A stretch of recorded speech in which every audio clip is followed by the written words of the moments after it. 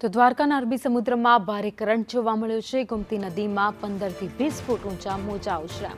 ઊંચા મોજા સાથે દરિયામાં ભારે કરંટ દેખાયો। ગોમતી ઘાટ પર સહેલાણીઓનો જમાવડો પણ જોવા મળ્યો। દ્વારકા નગરપાલિકાના ફાયર જવાન, સિક્યુરિટી ગાર્ડ ત્યાં તૈનાત કરાયા છે।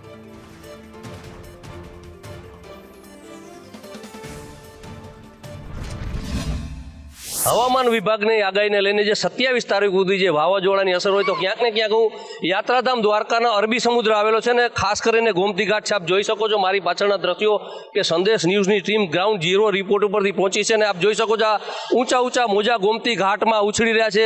સહેલાણીઓ પણ આ નજરાનો અદ્ભુત જોવા ઉમટી પડ્યા છે ને પોલીસ બંદોબસ્ત પણ છે કે કોઈ અને જે દ્વારકા નગરપાલિકા છે તેમના જે રેસ્ક્યુ ટીમ છે એ પણ તૈનાત છે કેમ કે કોઈને જાનહાનિ ન થાય। સાયક્લોન જે વાવાઝોડાની અસરોને ક્યાંક ને ક્યાંક જે અરબી સમુદ્રમાં જે છે ઊંચા મોજા ઉછળતા હોય ને ગોમતી ઘાટમાં પણ 15 થી 20 ફૂટ ઊંચા મોજા ઉછળ્યા છે। તો હાલમાં જે દ્વારકામાં સહેલાણીઓ છે એમને ખબર નથી હોતી ને ક્યાંક ને ક્યાંક તંત્ર દ્વારા ચુસ્ત બંદોબસ્ત સાથે હાલમાં જે લોકોને તૈનાત કરી દેવાના છે, સિક્યુરિટી ગાર્ડ સહિત, અને સહેલાણીઓ પણ ભરપૂર માત્રામાં જે આ મોજા ઉછળે છે એમનો આનંદ લઈ રહ્યા છે। અનિલ લાલ